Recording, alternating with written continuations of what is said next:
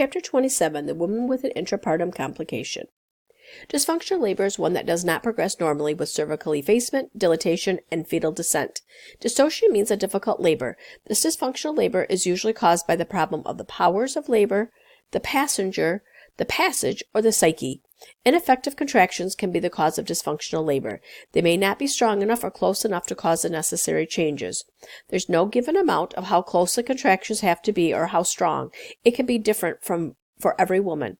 Some causes of ineffective contractions can be maternal fatigue, maternal inactivity, she's just laying in bed and not changing positions, excessive analgesia or anesthesia, disproportion between the maternal pelvis and the fetal presenting part, and uterine distension from multiple gestations or polyhydramnios. Another problem of powers can be from ineffective pushing. This can be caused by not pushing correctly, fear of the pain, minimal or absent urge to push, maternal exhaustion, or anesthesia that can hinder the woman's urge to push. Providing her support and instructions on the correct way to push may help, allowing her to labor her down. Turning down the epidural anesthesia during the pushing phase are all things that can help. Problems with the passenger refers to the fetus. This is related to macrosomia, fetal presentation or position, multifetal gestation, or fetal anomalies. A fetus considered to be macrosomia when they are over 4,000 grams. A large infant may not be able to pass their head or shoulders through the pelvis, and this is known as cephalopelvic disproportion, or CPD. Shoulder dystocia may also occur. This is where the infant's head is born but the shoulders get stuck. This is considered a medical emergency because a cord is getting compressed and the chest is compressed, so the initiation of respirations does not occur. See Figure 27.1 for the McRoberts maneuver they will do during this time to make more room for the passage of the shoulders and for suprapubic pressure that is needed as well. These infants are at risk for broken clavicles from the traumatic birth, so immediate attention to assess the clavicles once the infant is stable. Feel both clavicles for crepitus and watch for impaired movements of the extremities. Fetal position can also cause a dysfunctional labor. Most times infants are facing to the side when born, but sometimes they want to be born in the posterior position or looking face up. This can make for a difficult labor, and it is known as back labor. The position of the fetus makes it more difficult to make that descent down in the birth canal, and the back of the fetus head pushes on the maternal sacrum, causing pain. Having the woman get on her hands and knees position or have her do lunges can sometimes cause that fetus to change position and make for an easier delivery. Of course, these two measures cannot be done if she has an epidural in place. If an infant is in the breech position, which means not head down, then this causes for dysfunctional labor as well. If it's known that the fetus is breech, a C-section is usually scheduled. Some fetal anomalies could also cause a dysfunctional labor pattern. Problems of the passage deals with the maternal bony pelvis or soft tissues. A pelvis that is small or abnormally shaped can hinder the passage of the fetus. Figure 27.5 for the pelvic shapes. As far as the maternal soft tissue obstruction goes, a full bladder is a common cause of this. A bladder that is distended makes less room for that fetal descent. Having mom void every 1 to 2 hours or inserting a cath can help with this. Problems of the psyche include pain, fear, or lack of support. Providing good pain control measures can help reduce this issue. Finding relaxation techniques and keeping her updated on her progress can reduce her fear. Having a good support system can help the woman relax as well. Abnormal labor duration can be either prolonged or precipitate labor. Prolonged labor is a type of dysfunctional labor. Reasons that the labor is prolonged include maternal infection, neonatal infection, maternal exhaustion, high levels of anxiety or fear. Nursing interventions include providing comfort and getting her to conserve her energy, emotional support, encourage position changes, and good assessment for signs of infection. A precipitate labor is a rapid labor that occurs within 3 hours of onset.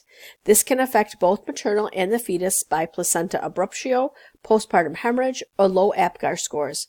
Please note that a precipitate labor is not the same as a precipitate birth. A precipitate birth is one in which a provider does not make the delivery for the infant. The nurse delivers the infant. This can occur no matter how long the labor is. Rupture of the amniotic sac before the onset of true labor is premature rupture of membranes. This will put both mom and baby at risk for infection. Therapeutic management depends on the gestational age of the fetus. It will depend on if there's any signs of infection. If they are term, they will induce the labor. If they are 34 to 36 weeks, they will consider induction or C-section as well. Under 34 weeks, it's a harder call. They have to determine if the infection has taken place. If not, they may be able to wait and try to hold off, but good assessment skills are needed to monitor for the start of infection in mom or the fetus. They must determine if it truly is their membranes that have ruptured and not just leaking of urine. They can do this by an amniosure test, which is a sample of the fluid that is collected on a swab and placed in a solvent and sent to the lab to determine if it contains the placental alpha microglobulin that is found in the amniotic fluid. Maternal antibiotics may help stop infection that caused the rupture, and this can sometimes delay the onset of labor. Nursing considerations include monitoring for signs of infection if she remains in the hospital. If she is sent home, education that's needed provided include nothing in the vagina, no breast stimulation, taking her temp at least 4 times a day, and contacting a provider if it's greater than 100 degrees Fahrenheit. Maintain activity restriction orders and to contact the provider with contractions or vaginal discharge with a foul odor. Preterm labor, known as PTL, is after 20th week and before the end of her 37th week. Associated factors that can cause PTL include maternal infections, diabetes, chronic hypertension, or drug use. Also, maternal obesity can be a trigger. A short cervix can be a factor in PTL. Poor prenatal or dental care also can contribute. Domestic abuse, maternal smoking, poor housing, age are also factors. Fetal factors include the IUGR, inadequate amniotic fluid, or birth defects. Even with all these risk factors, many times there's no known cause for PTL. Manifestations can start out very subtle and can vary. She may have contractions that are or not painful, cramping, pelvic pressure, backache that can be constant or intermittent, pain, discomfort or pressure in the vulva or vagina, vaginal discharge, or a sense of just feeling bad. Preventing begins with education on the importance of keeping all prenatal appointments, education on those risk factors for preterm labor, also helping them find ways to promote adequate nutrition, reducing barriers to their health care, promoting maternal smoking cessation, teaching about signs and symptoms of PTL. As nurses, we want to assess for risk factors to help identify at-risk women. Predicting if PTL will occur in women looks at 3 factors that seem to play a significant role. One is the short cervical length of less than or equal to 25 millimeters, which is about 1 inch. A previous preterm birth will also put her at risk. A positive fetal fibronectin test after 22 weeks gestation. This is a protein that's present in tissue that's normally found in the cervical and vaginal secretions until 16 to 20 weeks, and then again at or near term. Each appearance of this protein suggests that labor may begin early. This can help identify a woman who is at risk for PTL. There are factors that can skew the results of this test, and they include cervical exams, recent sexual intercourse, and vaginal bleeding. Infections also can put a woman at risk for PTL. The way to identify is for a woman who are at risk is to have more prenatal appointments to help identify any issues. Stopping preterm labor is dependent on many factors. First, it must be determined if it is best to stop the PTL. In some cases, such as preeclampsia, acid-base imbalances, electrolyte imbalances, non-reassuring fetal heart rate, are a few reasons it may be better to deliver the infant instead of stopping the PTL. If it is determined that PTL should be stopped, then they try and determine the cause. Sometimes dehydration can be the cause, so providing IV fluids can help. Many times infection can be the source of the problem, so identifying and treating can help as well. An amniocentesis may be done to check for lung maturity to determine if the fetus is ready for delivery. Remember, if under 35 weeks, the corticosteroid betamethasone may be given to enhance that fetal lung maturity, if time allows. Identifying other sources of infection, if infection is ruled out, would need to be done. A woman who has polyhydramnios can have PTL because her uterus is being stretched with all that extra fluid, and that stretching puts stress on the uterus and can cause contractions. The same is true for a multifetal gestation for the same reason. Limiting activity by resting on the left side can decrease pressure on the cervix and increase placental perfusion. It's used if used to be strict bed rest was prescribed for these women, but it has not been proven that is beneficial in most cases. Many times, tocolytic medications are needed to stop PTL. These can be given up to 34 weeks gestation. Many times they are given to delay birth, so the 2 doses of the betamethasone may be given. 4 types of tocolytics are available. They include magnesium sulfate, calcium antagonists, prostaglandin synthesis inhibitors, and beta-adrenergics. Table 27.3 outlines these medications. Please look at this chart so I will touch base on a few key points of each. We talked about mag sulfate for preeclampsia last week. So instead of using it, or the other week I guess, so instead of using it to prevent seizures, we are using it to relax the uterus, which then could stop your PTL. The same guidelines are needed for when using it for PTL as for preeclampsia. These include respirations above 12, urinary output of at least 30 mLs an hour, and they need to have presence of the DTRs. Frequent good assessments for signs of MAG toxicity is needed. Remember that calcium gluconate is the antidote for MAG's toxicity and needs to be readily available for immediate use if needed. The staffing guidelines for a patient on MAG is 1-to-1 due to the severity of complication that can occur. An example of a calcium antagonist is nifedipine, also known as Procardia. It's a calcium channel blocker that is usually given for hypertension. Remember, you need calcium for muscles to contract, so if we give calcium channel blocker, it would decrease the muscle uterus contractions.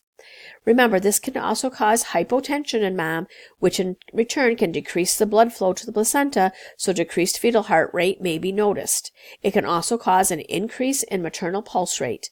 An example of a prostaglandin synthesis inhibitor is indomethacin, but is not commonly used. Prostaglandins can cause uterine contractions, so inhibiting them can cause the contractions to stop.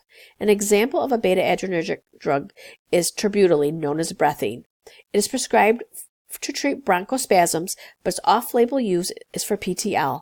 It's commonly used due to the cost, and it can be given sub-Q for quick effect. It should not be used for more than 48 to 72 hours.